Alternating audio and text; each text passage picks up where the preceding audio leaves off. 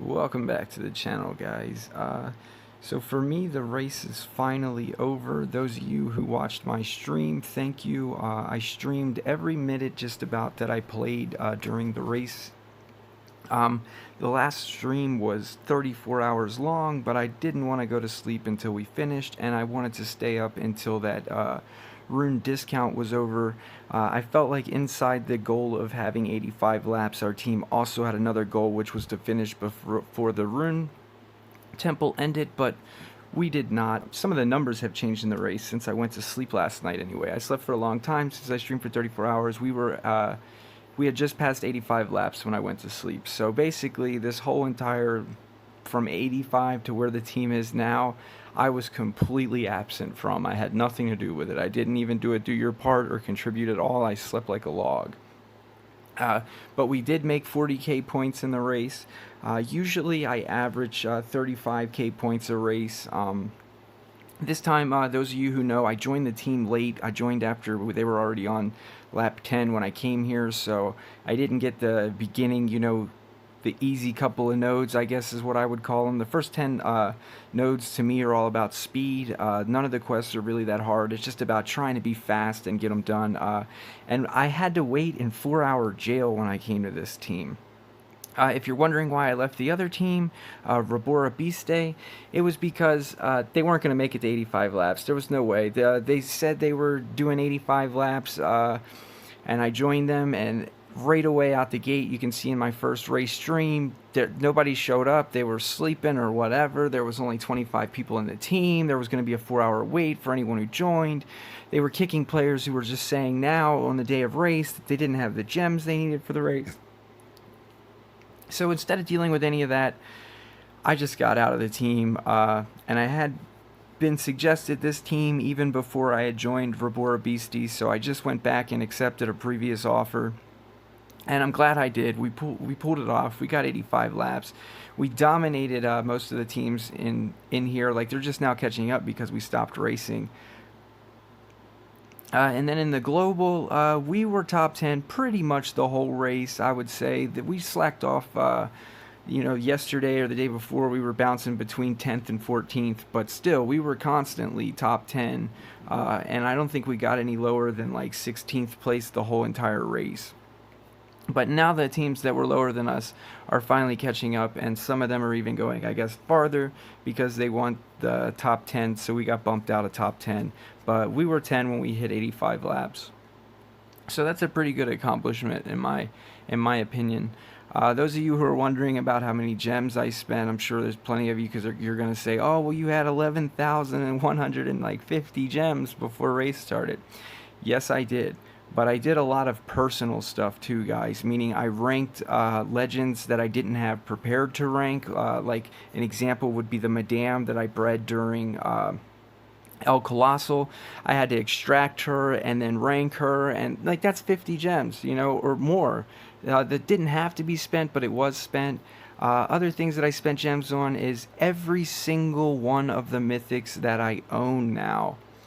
He's ranking, but all of them now have all their rune sockets opened, and that was a lot. There was over 100 gems just in opening up rune slots, and that was just on the mythics. I also have went through and opened up my Nemesis monsters, and then not only opened up, I have taken a lot of runes off.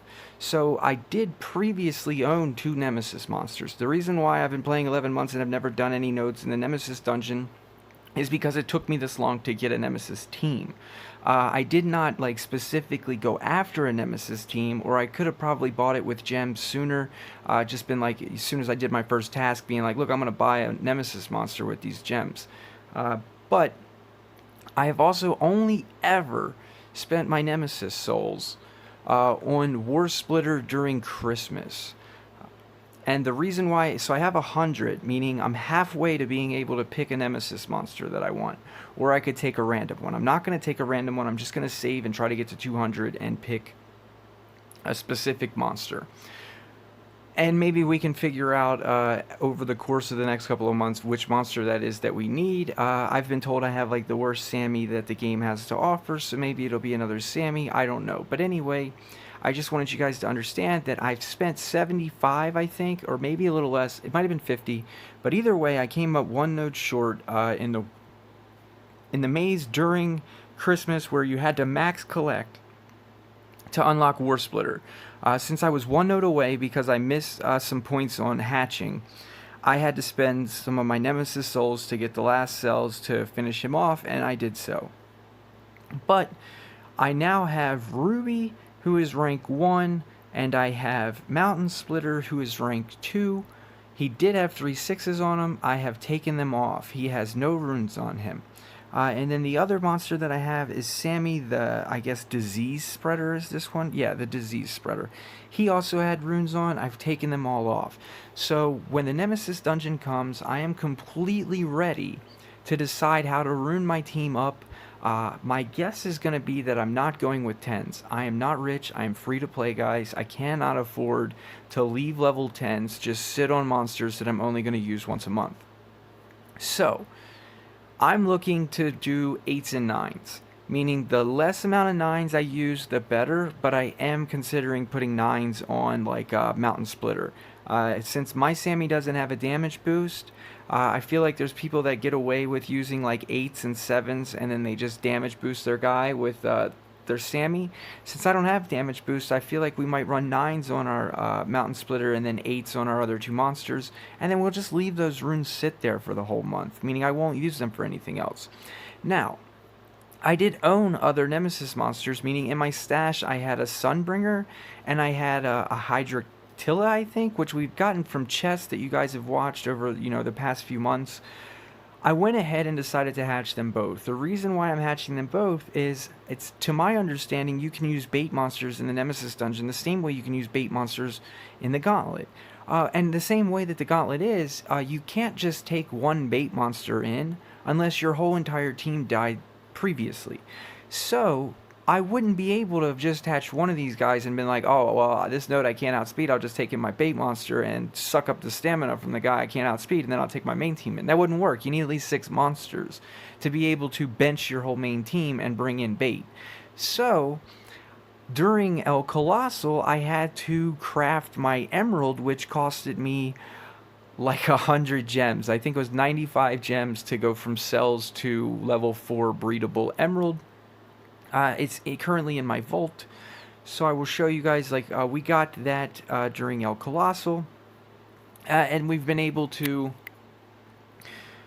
make her that's 6 monsters now once the 2 hatch. She would have been our only extra one. She can hold definite stamina drain relics, stamina drain relics, so now we have a team, an extra team. I have 6 total, so I'm going from last Nemesis dungeon only having 2 monsters, being Sammy and Mountain Splitter, to this Nemesis dungeon owning 6 monsters and being able to hopefully pull some nodes out of that dungeon, guys. That's the real goal. That'll all be filmed. I will put that content up, and I will not be filming it. I'll be talking while I go through the dungeon for the first time, meaning I'm not going to voice over, doing the dungeon or anything like that. I will progress you through the dungeon with me as I go, so that you're there when I make mistakes. I'm not going to do it live, though, just because the quality content to me is not the same when I put my ugly-ass face in the bottom corner of the screen. I'd rather just, keep it more like this video is right now, with me talking while we're doing it. And then the other monsters that I spent some gems on were, I got both breeding jokers from the El Colossal as well, and I had gotten extra Madame so that I could rank my Madame, and I have ranked my Madame. And then I spent a bunch of gems opening up slots for my PvP team. During the first day of race, I went down for 4 hours because I had to wait on the ability to make points in the first place when joining the team that I'm on now. So to not completely waste my time, during that 4 hours, I decided to go and unlock Thasla, because I had just recently, in like the past 2 weeks, had figured out that Thasla gets Mega Freeze at rank 1, meaning since before Lindworm was even released, I knew Lindworm was going to be good with Thasla.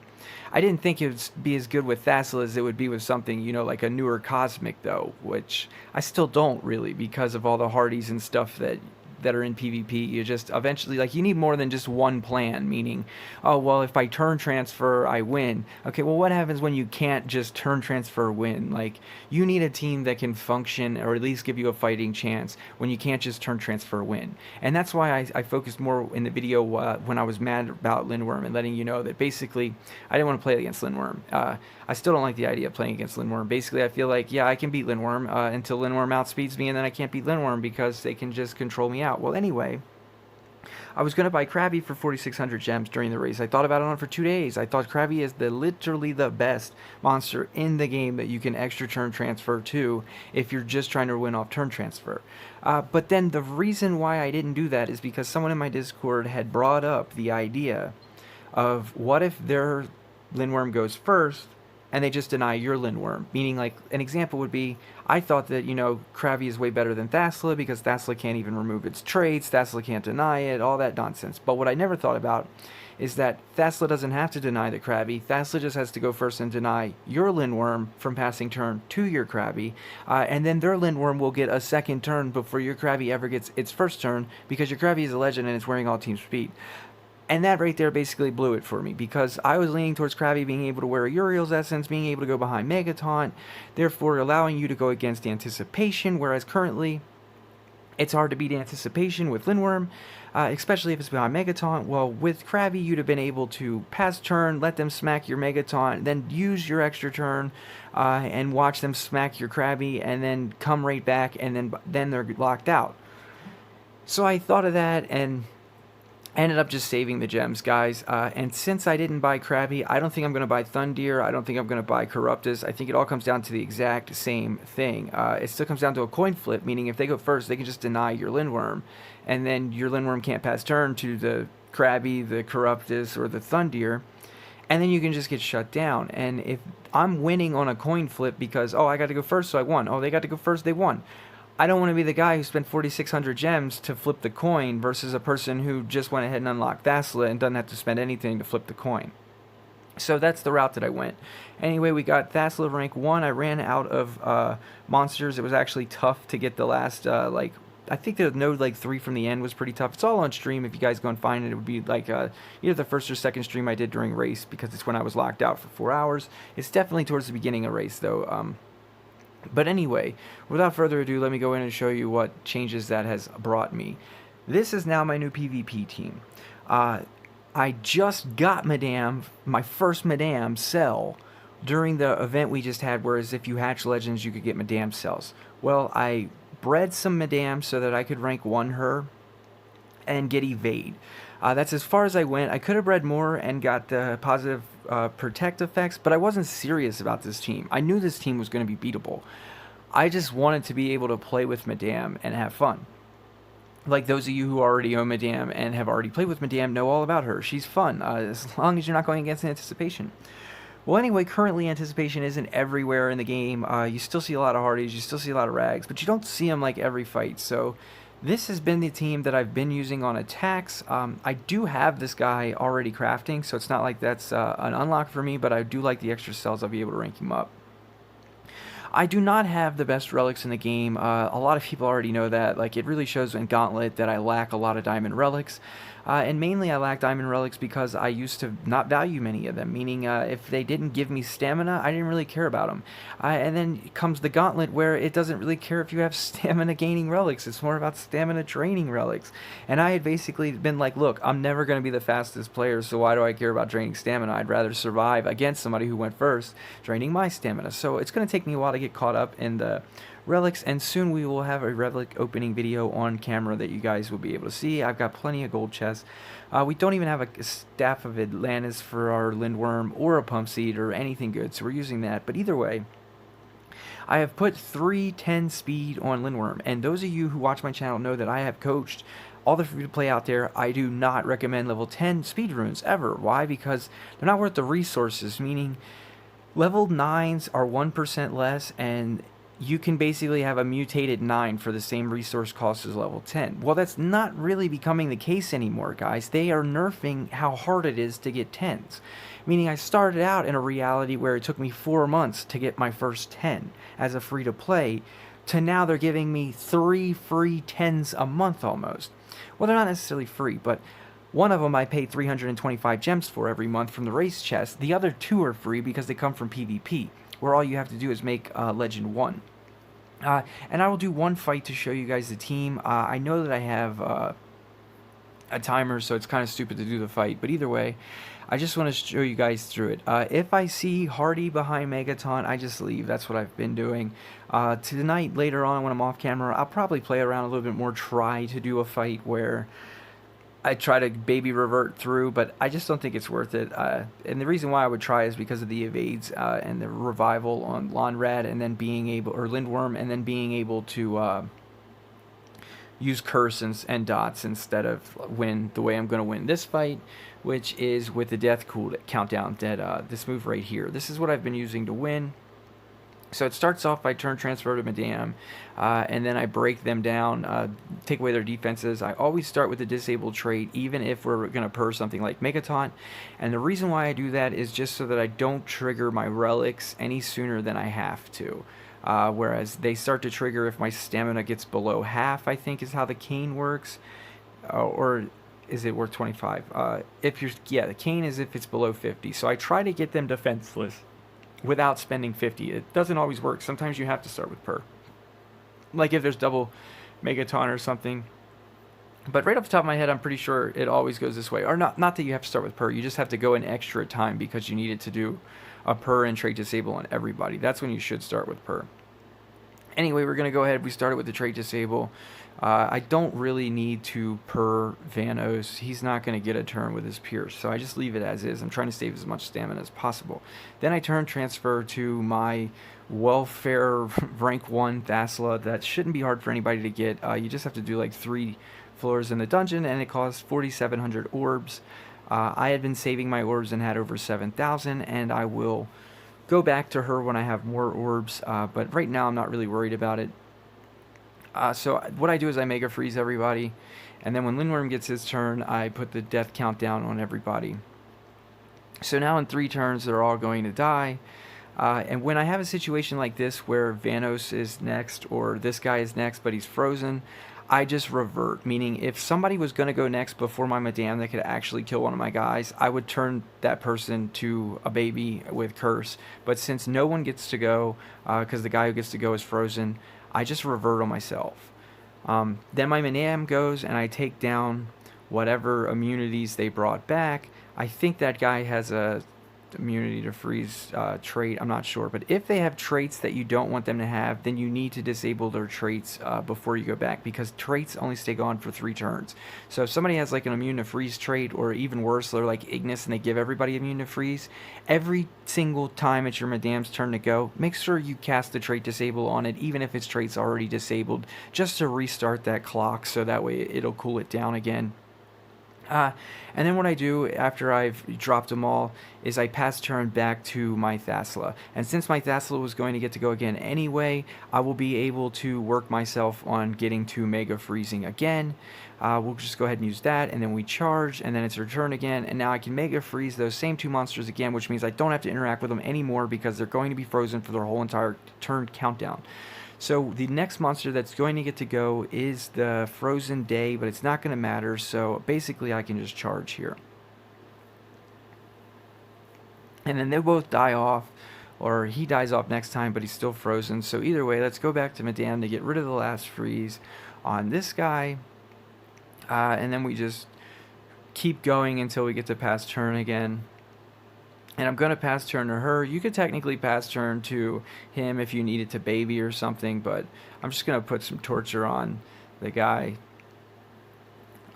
Which I probably shouldn't have done it that way because of the immunity, but either way, these guys are dead. There's no way for them. Oh, actually, I forgot about his Uriel Essence, so a lot could happen. I will turn transfer, or not turn transfer, I will refresh my guy's cooldowns so that way I can make everybody defenseless. And that person did have immunity, so we could end up getting... I totally messed this fight up, guys, but it's not going to matter. Like, even if he killed my guy, it wouldn't have mattered. We just come back, hit him with what we did, and then we would put this up so that he can't hit us back, and then he would have died on the following turn. Either way, I should have never let myself get hit. I should have not charged with my guy, but I forgot about Uriel Essence. Either way, guys, that's the team that I've been using on offense. Now, where it's cool that I've been using that team on offense is that I get to leave my team on defense that I was using on offense. And those of you who watch my channel know that this is my gauntlet team. This is a team that I invested in solely for gauntlet. I had no intentions of using it in PvP, even though it is similar to the team that was first suggested before Tabora even came out by Zizu. Those of you who were in my Discord even heard him say it. He was saying to use Tabora with Simus and Bombetta. Well, this is basically the same team, but Kodama is like a Simus upgrade because Kodama is faster. Well, either way, this is the Gauntlet team because Kodama can deny for 3 turns and Tabora can dot people out, and Bombetta can be a bait monster that is reusable because he constantly heals himself, but his goal is just to take the bait of the first monster that's faster than your clearing team, which is the other 2 monsters. So anyway, investing in this team made it better than any PvP team I could build. Why? Because it had better runes, it had better relics, and they were ranked. So it automatically became my PvP team just by being outclassing the rest of my monsters. Well, now, thank gosh, it's not my PvP team, it's my defense team, and I leave it on defense. I am currently working on making a 10 for Kodama. It is in the Rune Crafter. I got it from a chest that we opened up. I did not have a rune ready for this Rune Lords because it was race, and my Rune Crafter was being used for race. So that being said, that now allows me to leave this team on defense, and then I can use my attack team on offense. This attack team is not better than that defense team, but this attack team is more fun to play with, and I don't care about how fast I kill monsters anymore, or how fast I get onto the next fight, because I have the best option I could have on my defense, meaning if I get attacked, so what? I stood my best chance. I'm trying to now be more well-rounded, so that way when I go to my profile, I won't just have 6 million attacks with 6 million defense losses. Maybe I'll have more like what it looks like now, which, by the way, I didn't start the season with it set up like this, meaning Scrubs got me a lot of those defense losses, but next season I'll have a better showcasing of it. And then if you were watching me stream, you got to see me use Madame and Thasla for the first time ever since playing, so it took me a while to learn how to use the team, meaning I was basically just, you know, not doing things right, didn't know who to turn transfer to, didn't know which moves I should be running or shouldn't be running, and it took me a lot of losing to teams I would have never lost to now to figure out how to run my team and how to set it up. I will be working on trying to mutate some stamina runes for all of them. I think I need to mutate life on the Thasla though. Thasla has no stamina problems. The problem with Thasla is when somehow the turn lineup is just out of whack and somebody gets to go and they smack my Thasla, she dies, she doesn't come back, she doesn't have relics to bring her back to life. Whereas if Lindworm dies, he comes back to life, and if somebody smacks her, like Hardy, because I turn transfer to her, she has evade, so she doesn't get smacked. Whereas if I was going against Hardy and he's not behind Megaton, and I turn transfer to her, he could kill my Lindworm, but my Lindworm comes back. If Thasla gets hit by Hardy, she's gone. And that doesn't necessarily guarantee that I lose, because I can baby them and curse them, and then use her to take away the immune to baby. So that way I can baby them again. And yes, the curse resets because you recurse them, but so what if you can consistently chain that together without running out of stamina from her, because you're able to revert your cooldowns on your own Lindworm so that he can keep every time he, like, once in concession of the baby, be able to baby again, you do fine, which means that I do need upgrades for this team. I need to max both of these relics. I need to get a cane for my Lindworm and then max it, and then I could probably even move Kodama's relic to her, but either way, I'll probably put Nabuto's armor on her, or some armor that starts her with more life so that she, like, but it really just depends, because if I was to craft an armor, I would go for the stamina drain armor so that I can use it on more monsters like Seaquake and other monsters that are just throwaway monsters in the gauntlet. They would now have ability to drain stamina if I upgraded that relic. I have not done my gauntlet today. I will go back tomorrow to making gauntlet videos, but yesterday I got to node 48 and I did it all on stream last night.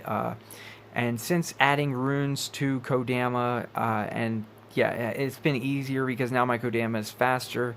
I'm going to keep team speeds around so that way I can change up the runes between Bombetta to life and speed. I noticed a good trick yesterday while doing the gauntlet, and that is changing Bombetta's runes can heal him during the gauntlet. I guess that technically would be a bug, meaning the gauntlet doesn't care about what percentage your life is at. It cares about how many hit points your life was at.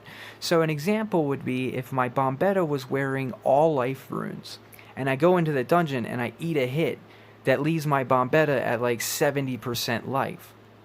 All I have to do is put team speed on him, and his life goes back to 100%.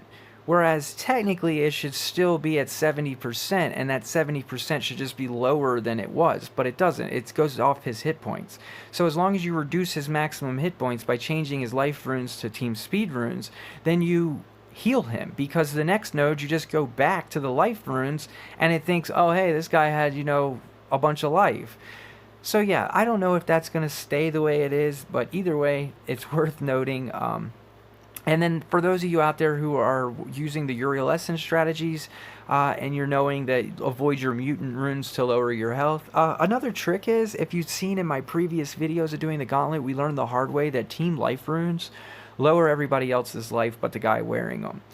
So if you're using the Uriel Essence strategy, you could also just put some team life runes on, and that will reduce everybody's maximum life. But that also only works where you don't need the speed, guys. Anyway, the point I'm just making is the way that runes can affect the nodes in the dungeon. So anyway, that should basically have you guys caught up with what's been going on my channel. I did not make video content other than the streams because I was busy streaming, meaning I have to end my stream to make a video. I had to use another phone just to put up the back to school chest videos so that you guys could not miss out on using those links if you didn't go to the videos that had the links, or feel like watching a whole long video just to get a link. Yeah, so I tried to share that information so that it would just be quick and easy and efficient for everybody. After 1,000 subs, those become pictures, guys. Then I can just share a screenshot of the link and be like, go get you 10 chests. I don't have to do an 8-second video telling you to go get your chest. And thanks to everyone who's been subbing. We're around 700 subs, so that's pretty good. We're 70% of the way to being able to make posts like I was just talking about, which is where I can just do a picture. Or I think they even have polls, which we could then, do a poll like what you want the next video to be about, stuff like that. So basically the whole point is, once I get to 1,000, I'll be more capable of interacting with you guys. It is nowhere near in my consideration to put commercials on my stuff at 1,000. Like, I'm not interested in trying to make 50 cents, guys. If we had thousands and thousands of people watching my channel, then we might put an ad on the video, just so that way we can start giving away a Legends Pass or something with the revenue that we make from the commercials that we put on our stuff. And then everybody gets rewarded for having to watch spam. Like, I'm already pissed when I gotta watch these Monsterwood ads. So why would I want to share that feeling of, I can't stand commercials with my audience? I don't want to.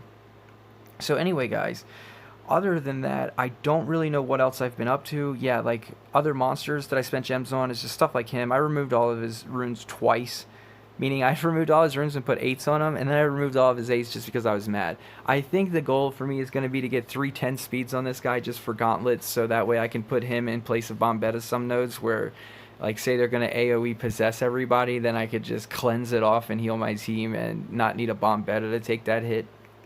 Stuff like that, but it doesn't work if he's slower than Tabora or if he's slower than Kodama. So it falls back to I'm just having more 10s than 9s at the moment. Like, we are working on the book rewards. I have all the monsters, but I wasn't able to rank them during the race, which is what held me up from being able to get my rune chests. Like, I got the first 2 from page 3. But now I'm working on rank 1, and Manny is in the ranker. So I can't rush that any faster. Once he's done, I'll have that. And I started ranking him as soon as we finished 85 laps. And then I've already got everyone else at 115, meaning they've already been cap ranked. So all I need to do is finish off the last 5 levels on both Aatrox and Seaquake. That's going to take 2 days by itself. And then another day on Manny. So 3 days after Manny's finish of ranking, and I will have the other 6 chests, giving me 8 more. Plus the 2 that I still have in stash. And then next week's Rune Lords. I will open them all. So as you can see, I have to basically play patiently without the rewards for a whole entire week. It'll be okay. Once I get those rewards, then I can worry about ruining people differently. And that's why I'm not worried about putting 9s on my Nemesis monsters, is because currently there'll be 9s that I wish I had, but then as I open up those chests, I can then put like gold 9s in their place from where I try to make 10s out of the 9s. Meaning if I just take one of those 9s from that chest and I put it in with 3 gold runes, I'm either going to get a gold 10, a gold 9, or a gold 8. If I get a gold 9 or an 8, they'll go on my Nemesis monsters to replace the runes that we put on there to do the dungeon this week. And then if I get a 10, we can change it to a different type, so that way we have, you know, another level 10 rune to add to our box. Whereas I think we're up to 10. I think the 10th level 10 that I own is in the rune crafter at the moment, meaning I have 9, not counting it, and the one in there is going to go on Kodama. So that's where I'm at in the rune department. That's where I'm at in the monster ranking department. And then where I'm at in the Stardust is we're at 896 and we haven't done today's. So today's should theoretically put me over 1,000. And then I will be spending, I think it's 500. That's exactly 1,000 to finish my ranks. 500 for finishing Manny, and then 500 for finishing the other two. Or actually, I think it might be 700 for finishing the other two. I think they're 360 each. I'm not sure. They're either 360 or 500.